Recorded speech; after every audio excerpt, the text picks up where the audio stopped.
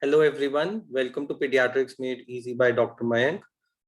Today I'll be talking about all about COVID-19 in children and adolescents, how to manage the pediatric patients from 1 month, including adolescent till 19 years of age. Actually, I've chosen this topic because all the pediatricians, physicians, all the healthcare workers, they are receiving calls from so many friends and relatives what to do because there's so much rush. They're not getting hospital beds. So what to do in cases where we have got RT-PCR positive, the child is in contact with us, we both are positive. Now what treatment to give to our children? And they're very much concerned about children because this mutant this year in the second wave of pandemic has hit children also very badly. So that's why I've chosen this topic. I tried to keep my presentation very simple this time and not included intentionally the multi-system involvement syndrome. Will try to include it in the next presentation. So let's start with it. So I'll be discussing this presentation that we should know when to suspect COVID-19 in children, whom should we test, which tests to be done for pediatric age group, and next, if the child is positive, whether he is mild, moderate, or severe, how to classify them. And most important, if we are able to classify them clinically, is there need of investigations? If yes, then what investigations we should order? There are plethora of investigations which are required in COVID-19 patients, but it depends on the severity. It is not required to get a HRCT or a CT scan chest done in all patients of COVID-19, which is being done due to a lot of panic these days. So as pediatricians, as physicians, we should know when to get the investigations done, when is CT required, and when to give remdesivir, when to give steroids. So there is a lot of problems, lot of studies going on all this. So my presentation will be based on the Indian Academy of Pediatric guidelines. So let's start. So my first question is when to suspect COVID-19 in children. So there are plethora of signs and symptoms, complaints which patients come to you for. For example, if a patient comes with any patient coming to you with fever, headache, myalgia, tiredness, coryza, cough, sore throat, or rapid breathing, anyone. Okay, if patient is coming to you with any one of this complaint, you should suspect that there is possibility of COVID-19. Or surprisingly, this year we are getting a lot of patients of diarrhea, vomiting, and or abdominal pain, which are turning out to be COVID positive.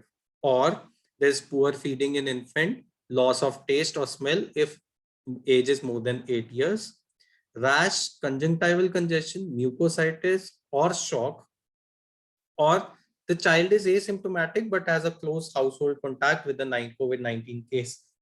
Just like I mentioned, that if parents are positive and still they have a they have a child, both mother and father are positive, so you should suspect the child can be COVID-19 positive. Now, what I want to say that, see, all these complaints, they are very non-specific. It is not necessary, just like in adults, that patient will only have respiratory problems. So it is not necessary that patient will only land up with any respiratory problem. But we should also think if patient is presenting with AGE, with patient can have all these complaints can be present in any viral infection also. So any viral like illness, we have to think that we have to suspect that there is possibility of COVID-19 in children. So just like this, rash, if there is conjunctival congestion, if there is mucositis, if there is shock. So this is a picture which patient can mimic also as dengue. So dengue also has a very similar picture, rash, conjunctival congestion, shock, just like patient can have a warning signs, patient can land into dengue shock syndrome. So it's not like that, but the story is other way around also, that you should not only think of COVID-19 just because of pandemic. It's right that the cases and every other person is becoming COVID-19 positive, but that doesn't mean that you should stop thinking about other diseases like which were prevalent previously, just like sepsis in a infant, which can present as poor feeding, and a dengue and acute gastroenteritis, which generally doesn't require any treatment, is a self-limiting because it is mostly caused by a virus. So we have to suspect COVID-19, but that doesn't mean we have to forget all other causes. Now, if we are suspecting, okay, if we are suspecting COVID-19 in children, whom should we get test done? Okay, whom should we get test done?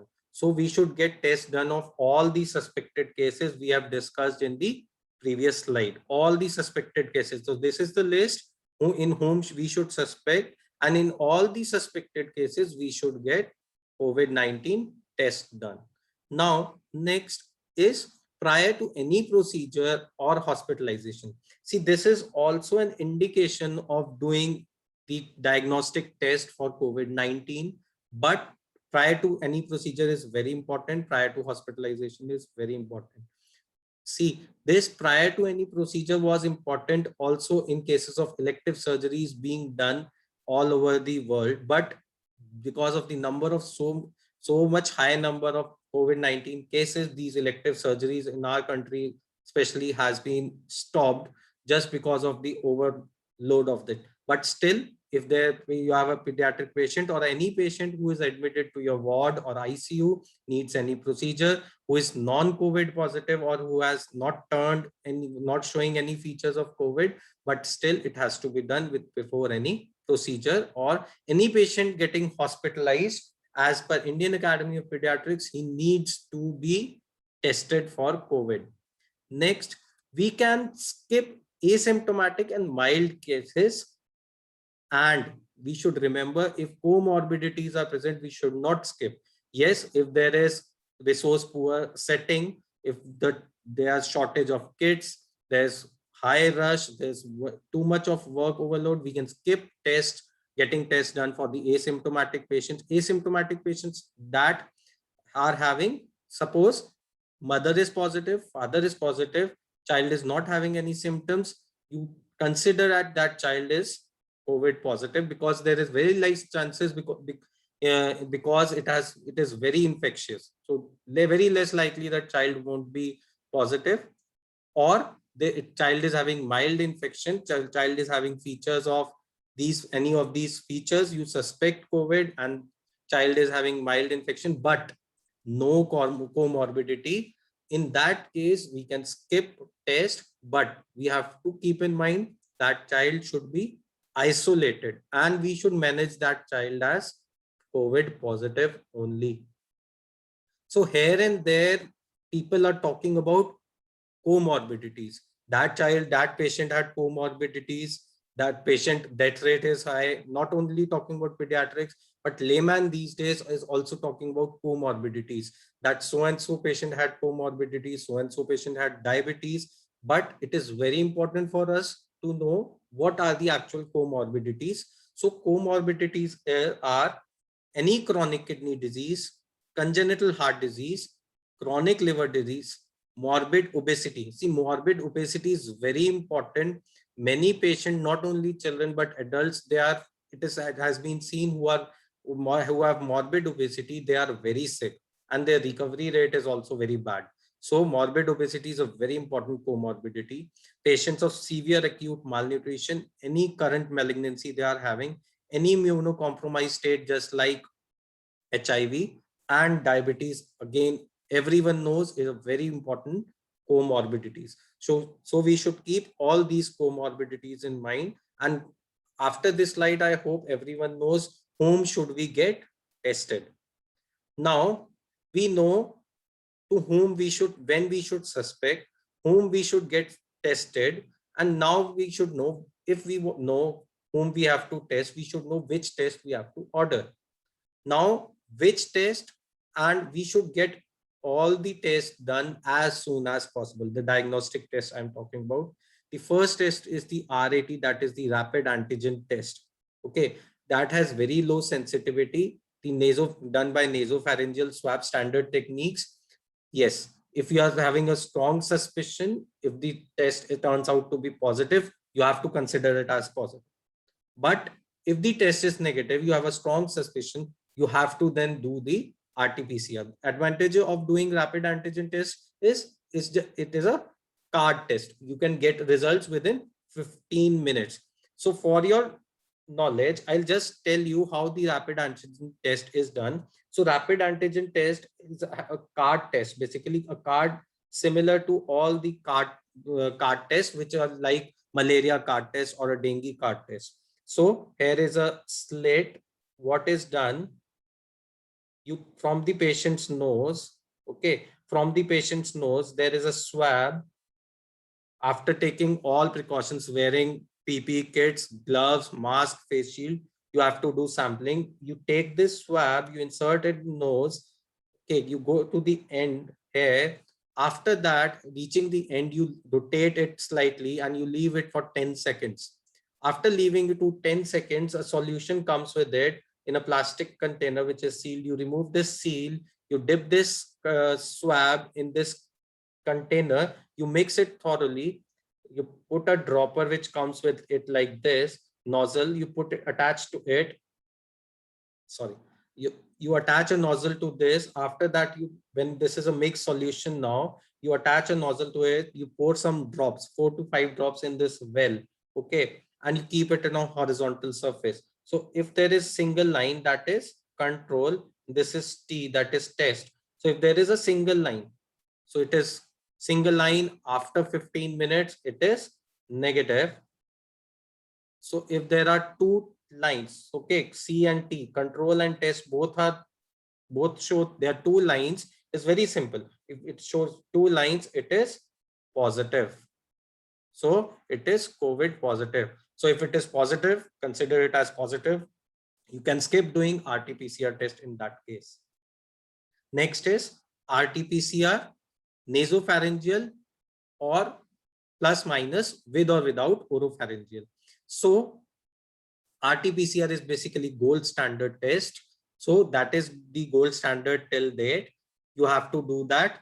And the other tests, expert SARS-CoV-2 and TrueNAT, these have comparative results to RT-PCR. Advantage is you can get fast results. You can get results from 2 to 4 hours also. So many places, even our institute, they are routinely doing TrueNAT test and it has a very good sensitivity. So something new has also come. What is this thing? If you have MIS-C, that is, what is MIS-C? MIS-C is multi-system inflammatory syndrome, multi-system involvement. When the multi-system inflammatory syndrome occurs, if the multiple systems of our body involved, then what we in child, the C is for child, then what we have to do, then we have to get SARS-CoV-2 antibodies also to be done. Now, if clinical features are present, you are strongly suspecting COVID-19, RT-PCR comes out to be negative. So if you have strong suspicion with all these complaints, there is strong family history, parents are also positive, or some close family member household contact is positive, or you are having all these, any of these above features, clinical features, you are strongly suspecting, yeah, no, this is COVID only, but your RT-PCR comes out to be negative. Now, in that case, what you can do, either you can repeat test after 2 days, RT-PCR repeat after 2 days. If still it is negative and still you are strongly suspecting COVID. See, again, I'm saying if you're strongly suspecting COVID, that means you have ruled out other causes of fever, all the clinical features, you have ruled out other causes.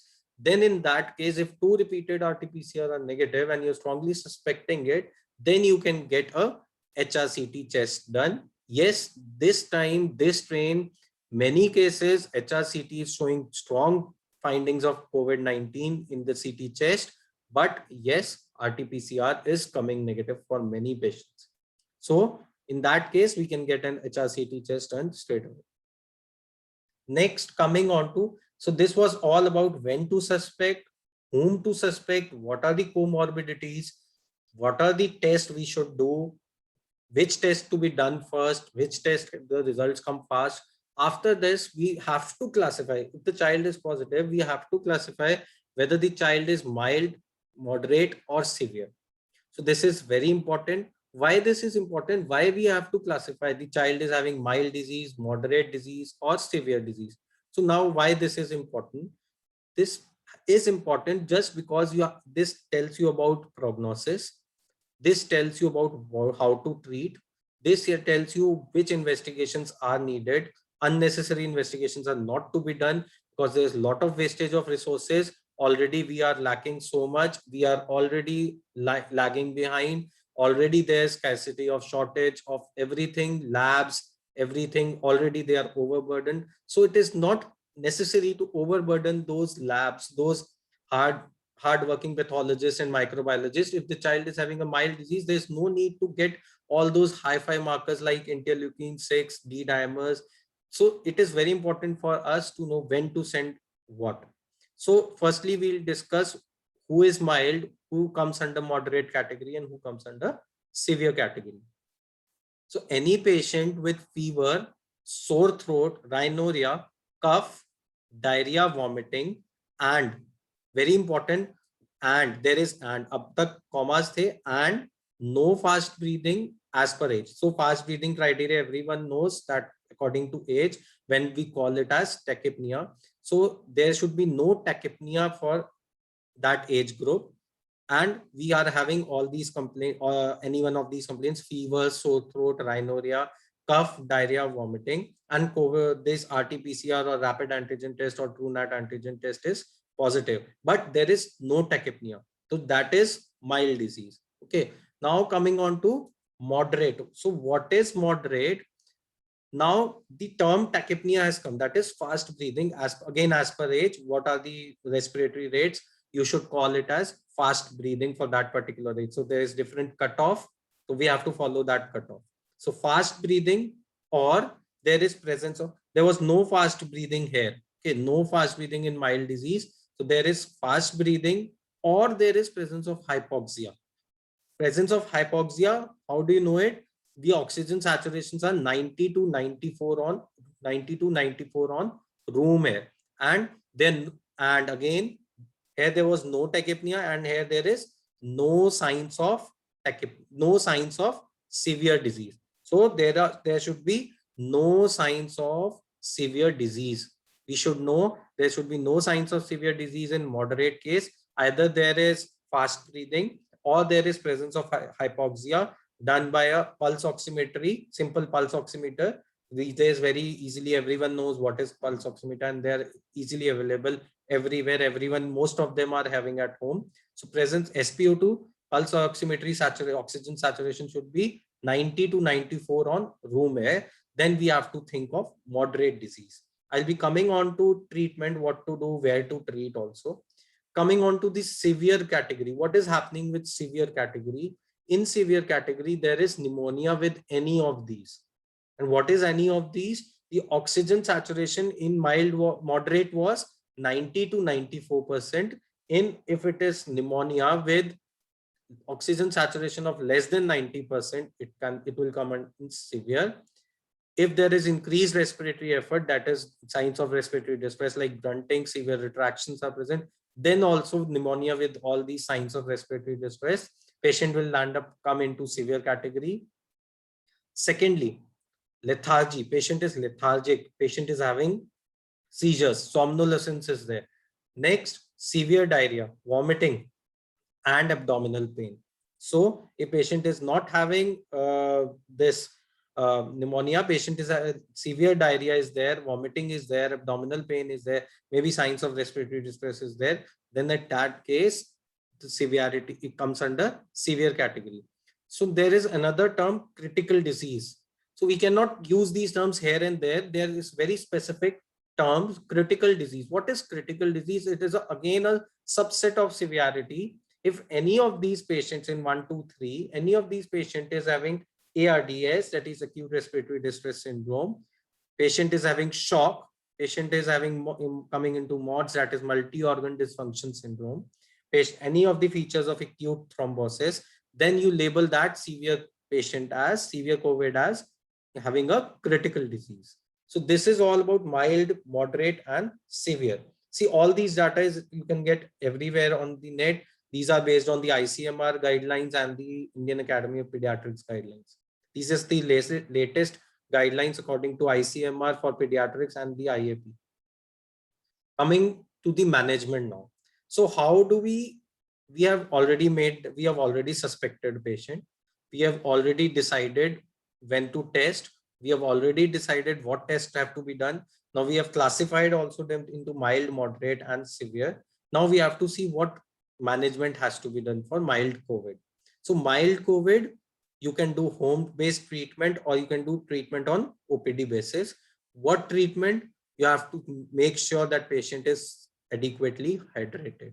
So hydration is very important. Not only this, in any viral illness or any illness, hydration is very important. If the child is on breastfeeding, you have to keep continuing breastfeeds. There's no contraindication for breastfeeding. Okay, so there's no contra. If you think that mother is positive, no, I cannot give breastfeeding now. Breastfeeding is contra. No, it's not like that. You consider patient as positive, and very important, many mothers, many parents, they are very concerned. They ask me that shall we isolate our child? Many people are practicing this also. Mother are positive, they'll keep child in another room. They are not worried if the child is crying, the child is getting cranky, but still they are isolating. See, it's of no importance.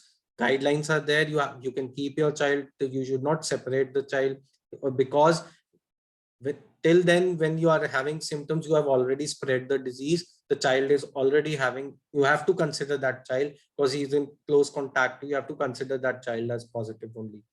If you are not doing test or not, that is immaterial. Next, in mild cases, there is no need of antibiotics. Please make sure you're not prescribing any antibiotics, unnecessary antibiotics in mild cases. These days, a lot of WhatsApp advertisements are coming. What are patients doing? They're seeing WhatsApp, they're reading Google, and they're themselves starting azithromycin, they start giving doxycycline on their own. Okay, so they are not recommended in mild disease. So don't give azithromycin, don't give doxycycline. This is a viral disease. Why we have to give antibiotics? Antibiotics act against bacteria. This is, yes, if there is evidence of co-infection with bacteria, then it makes sense you are giving antibiotics. But in this case, you should not give antibiotics. Yes, if fever is there, only paracetamol is required. If there is no nasal blockade, you can give normal nasal saline drops. Yes, no investigations need to be done. I'm not talking about, yes, RT-PCR can be done. If you are parents are also want, you can do RT-PCR test, but after that, there are no further tests required for these inflammatory markers. Okay. Important thing is red flag signs. What are red flag signs? It's not like patient is in mild disease, he'll stay in mild category only. Anytime he can land up into moderate or he can land up into severe category. So it is very important for us to know red flag signs or danger signs in easier term for the parents, that if there is any rapid breathing, again, tachypnea or the respiratory rate cutoffs, for the different age groups. Oxygen saturation less than 95% on room air. There is persistent fever. Baby or child is lethargic or drowsy. Child is not taking feeds properly. Okay. High grade fever for more than 3 to 4 days. Think of COVID. You can think of COVID. Yes, there's no harm thinking of COVID in the current times, but yes, just keep in mind other diseases have not stopped coming. They are still prevalent. It's not like that because of COVID, typhoid has finished. It's not like we should close our eyes and blindly saying COVID. We should not leave other causes of fever, just like typhoid, malaria, dengue, anytime. Yes, we should rule out them. Then we should also get COVID test done. Coming on to mild disease with comorbidities. Comorbidities we have already discussed. They were chronic kidney disease, they were congenital heart disease, they were chronic liver disease, any immunocompromised state just like HIV, diabetes, malignancy, patient is on steroids, just like that. All these are comorbidities. See, if there is ready access to healthcare facility 24/7 and you think, yes, you can manage it at home as a mild disease at home. Okay, if you know and you are very confident enough, if any red flag sign is present, you can rush and take your child to hospital. Yes, condition is there, you get a bed. These days issues of beds at in hospital is also a big issue. So if there's a health facility, ready healthcare facility nearby your house, you can manage these mild disease with comorbidities also at home. But you should have your mind alert that you have to monitor the child. Any danger sign, any red flag signs coming, you have to straight away rush to the child. See, if the red days healthcare facility is not ready or easy access is not there, you should possibly admit, monitor the child for the complications and manage the comorbidities as well. Coming on to the moderate disease. Before I start moderate disease, I would like to tell you about comorbidities. If your child is having comorbidities like namely told here, CKD, CHD, CLD, SAM, malignancy, diabetes, no matter you are receiving healthcare facilities, I understand many big centers, they have shut down their OPD, only tele-OPDs are being run. You should not stop treating the comorbidities. It is very important.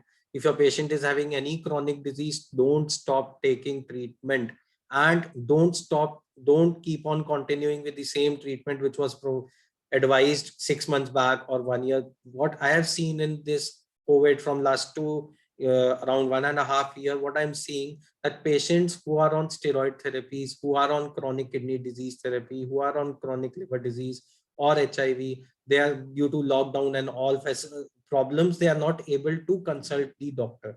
So what is happening? They are having those old prescriptions, they rush to chemist, they take those medications, they are continuously taking those old treatment. Keep in mind that old treatment has to be changed. So there is set protocol for treatment of comorbidities also. We don't have to stop treating comorbidities, whether it has to be done telephonically, whether it has to be done with tele-OPD, video conferencing OPD, any OPD.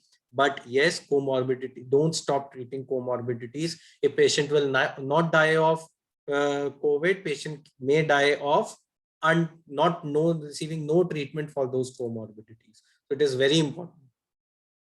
Next, coming on to moderate disease, we should admit in COVID-19 ward. What children with COVID-19 moderate disease has to be admitted in ward. The investigations which can be done as complete blood counts, renal function test, liver function test, quantitative CRP, X-ray test. They can be done repeated after 48 to 72 hours if required, depending on the condition of the child. Yes, I told you the saturation is between 90 to 95, 90 to 94. If oxygen saturation is more than 94, hydration with or without antimicrobials is recommended, depending on the co-infection with bacteria. Antimicrobials have to be given in that case only. Hydration is very important if saturation is 94%. If saturation is less than equal to 94%, we have to supplement oxygen. There is role of IV steroids with or without remdesivir, with or without antimicrobials. Now coming on, if your child is having severe disease or a critical disease with severity. So in that case, you have to admit in COVID-19 ICU or HDU or ward, depending on the condition and depending on the availability of bed and oxygen facility. Next, in this severe category, the investigations which we have to do are their complete blood counts, renal function test, liver function test, procalcitonin, D dimers. They are very important markers. Arterial blood gas analysis, lactate levels, ECG, because it is affecting heart also, we should not skip. ECGs also has to be done. Chest X-ray, if needed, effect on heart like prop eye. Echo has to be done in cases of severe disease. Ferritin levels, because it is an inflammatory marker. Lactate dehydrogenase. Yes, echo, many centers, what they are doing all these investigations at 5th day of fever. We can repeat them after 48 to 72 hours as per the condition of patient. What treatment? We have to start oxygen. If needed, we have to give by triple HFNC, that is heated, humidified, high flow nasal cannula. CPAP, that is continuous positive airway pressure. Ventilation, NIV is non-invasive ventilation. And next, last resort is the invasive ventilation, which is mechanical ventilators. Prone positioning, yes, now it is recommended. There are several guidelines of prone positioning, standard guidelines, we can follow them. We can give restrictive IV fluids, IV steroids with or without remdesivir, with or without enoxaparin, because the acute thrombosis was also a comorbidity, and these D-dimers and get deranged. Okay, and along with all these investigations, IL-6, that is interleukin-6, is also very important. I've probably missed it here. Interleukin-6 is also very important marker that has to be done. Now, next is, if the patient is having critical disease, we have to manage shock, we have to manage ARDS, acute kidney injuries, HLH, hemophagocytic lymphocytic histiocytosis. Okay, that is very important. Myocarditis, as per protocol. HLH patient can have present as pancytopenia. There are set guidelines for treating HLH. We again manage first line with the steroids, and this viral illness can cause secondary HLH, hemophagolymphohistiocytosis. We should keep in mind, we have got many patients HLH. Recently we got dengue and the viral illnesses like dengue, the SLE induced HLH. HLH is very important category. Yes, these viral illness, the patients who have secondary can have secondary HLH. There's high tendency that this COVID can land up into HLH. So we have to keep a strong possibility, persistent fever with pancytopenia, with involvement of liver, hepatosplenomegaly, and the increased ferritin levels and hyperfibrogenemia. All these criteria, if they are HLH criteria, if they get fulfilled, we have to keep in mind there can be problem of HLH also. So all these severe critical disease have to be treated as per set protocol. So next, let's talk about remdesivir. It has to be given only in hospital settings. There's a lot of hue and cry about remdesivir. Patients are unnecessarily giving remdesivir. So there's no role in mild cases. Okay, that depends on the doctor. That doctor has to decide whether it has to be given, what is the condition of patient, and doses of remdesivir is, if the child is 3.5 to 40 kgs, the dose is 5 mg per kg on day 1, and 2.5 mg, half the dose, 2.5 mg per kg from day 2 to day 5. Okay, next is, if the child is more than 40 kgs, the dose is 200 mg on day 1, then half dose 100 mg from day 2 to day 5. It has to be used within the first 10 days of the onset of symptoms and child is on oxygen. It has been seen after 10 days, remdesivir has not much proven role. So try to give, if you have, it has to be try to give within the 10 days of onset of symptoms. But contraindications for using, if the AST, ALT are deranged more than 5 times the normal, or if there is creatinine clearance less than 30 ml per minute. Many patients of chronic kidney disease who received remdesivir, they landed up into more deranged KFT after the creatinine got so much deranged after receiving remdesivir. So we have to be very cautious. We have to see a creatinine clearance before starting it. Steroids, yes, it is dose is 0.15 mg per kg. Dexamethasone maximum is 6 mg once daily for 5 to 14 days. It has to be stopped at discharge. Other steroids in special situations. I mentioned special situations because intentionally I told in the starting of my presentation that I'll not be discussing MISC, that is multi-system inflammatory syndrome in children caused by COVID. I'll be try to discuss in my next video. So other steroids have, like methylprednisolone, they have a role, but I'll be discussing it later on in the next presentation. Antimicrobials, IV amoxicillin, comoxiclav, ceftriaxone. If there is suspected COVID, yes, you can give the antibiotics if the COVID is not confirmed, or confirmed COVID with bacterial co-infection. Enoxaparin, dose of enoxaparin is less than 2 months, it is 1.5 milligram per kg per dose subcutaneously, two doses. More than 2 months, it is 1 mg per kg per dose subcutaneous twice a day. See, this is a COVID appropriate behavior. Greet without physical contact. Again, I don't have to explain. Don't stop wearing mask.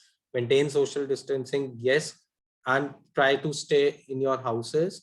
We have to break this chain to win over COVID. If you like this video, like this presentation, please like and comment in the comment section below. I'll be discussing the multi-system inflammatory syndrome in children, MISC, in management and the criteria in my next video. Thank you.